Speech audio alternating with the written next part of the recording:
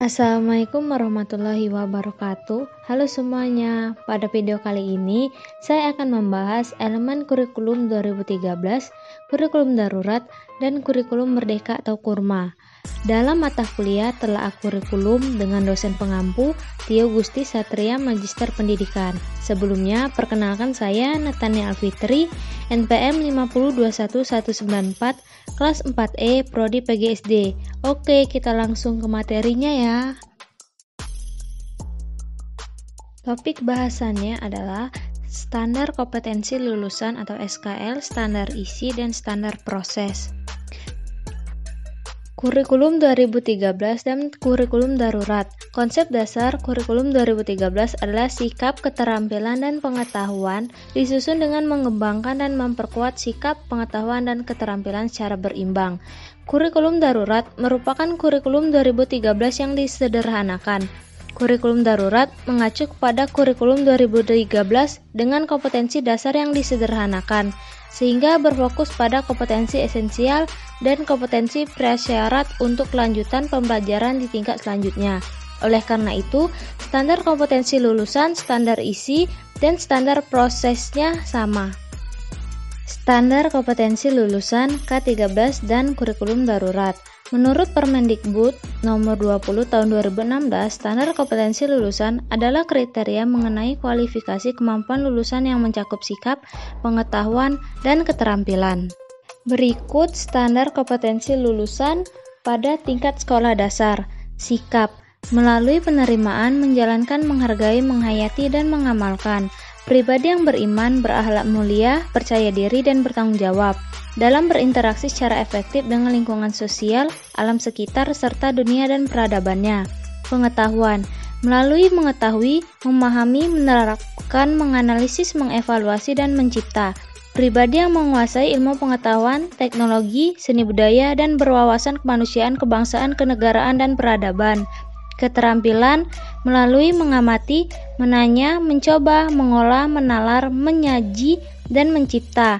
Pribadi yang berkemampuan pikir dan tindak yang produktif dan kreatif dalam ranah abstrak dan konkret. Standar isi K13 dan kurikulum darurat. Menurut Permendikbud nomor 21 tahun 2016, standar isi yang merupakan kriteria mengenai ruang lingkup materi dan tingkat kompetensi peserta didik untuk mencapai kompetensi lulusan pada jenjang dan jenis pendidikan tertentu. Standar isi untuk pendidikan dasar dan menengah yang selanjutnya disebut standar isi terdiri dari tingkat kompetensi dan kompetensi isi sesuai dengan jenjang dan jenis pendidikan tertentu. Untuk elemen sumber isi pada kurikulum 2013 dan darurat, kedudukan mata pelajaran kompetensi yang semula diturunkan dari mata pelajaran berubah menjadi mata pelajaran yang dikembangkan dari kompetensi. Untuk pendekatan yang dilakukan adalah pada jenjang SD, yaitu tematik terpadu dalam semua mata pelajaran, dan untuk jenjang SMP, kompetensi dikembangkan melalui mata pelajaran. Standar proses K13 dan kurikulum darurat. Menurut Permendikbud nomor 20 tahun 2016, standar proses pendidikan dasar dan menengah selanjutnya disebut standar proses merupakan kriteria mengenai pelaksanaan pembelajaran pada satuan pendidikan dasar dan satuan pendidikan dasar menengah untuk mencapai kompetensi lulusan. Standar proses yang semulanya terfokus pada eksplorasi, elaborasi, dan konfirmasi pada kurikulum 2013 dan kurikulum darurat dilengkapi dengan pendekatan saintifik, yaitu mengamati, observing, menanya, questioning, mengeksplorasi, exploring, mengasosiasi, actioning, dan mengkomunikasikan, communicating.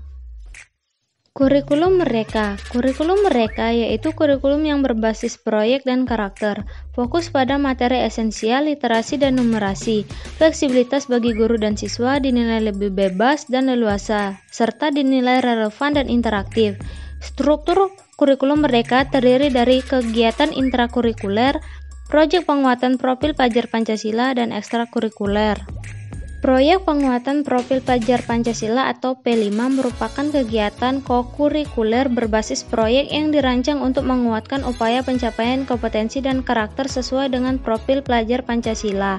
Berperan sebagai penuntun arah yang membantu segala kebijakan dan pembaruan dalam sistem pendidikan Indonesia termasuk pembelajaran dan asesmen.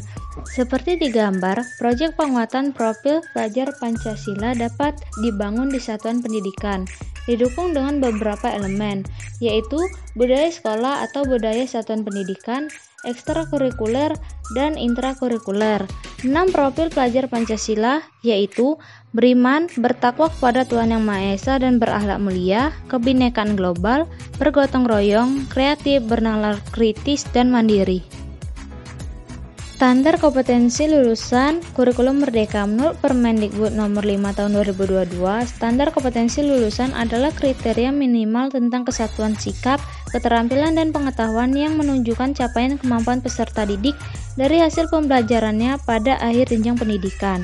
Standar kompetensi lulusan pada jenjang pendidikan dasar difokuskan pada A. Persiapan peserta didik menjadi anggota masyarakat yang beriman dan bertakwa kepada Tuhan Yang Maha Esa serta berakhlak mulia. B. Penanaman karakter yang sesuai dengan nilai-nilai Pancasila. Dan C. Penumbuhan kompetensi literasi dan numerasi peserta didik untuk mengikuti pendidikan lebih lanjut. Standar isi kurikulum merdeka. Menurut Permendikbud nomor 7 tahun 2022, standar isi adalah kriteria minimal yang mencakup ruang lingkup materi untuk mencapai kompetensi lulusan pada jalur, jenjang, dan jenis pendidikan tertentu. Ruang lingkup merupakan bahan kajian dalam muatan pembelajaran, dirumuskan berdasarkan A. Muatan wajib sesuai dengan ketentuan perundang-undangan, B. Konsep keilmuan, dan C. Jalur, jenjang, dan jenis pendidikan. Ruang lingkup materi sekolah dasar yaitu pendidikan agama, pendidikan Pancasila, pendidikan kewarganegaraan, bahasa Indonesia dan Inggris, matematika, IPA, IPS, seni budaya, dan pendidikan olahraga dan jasmani. Standar proses kurikulum merdeka. Menurut Permendikbud nomor 16 tahun 2022, standar proses adalah kriteria minimal proses pembelajaran berdasarkan jalur, jenjang, dan jenis pendidikan untuk mencapai standar kompetensi lulusan.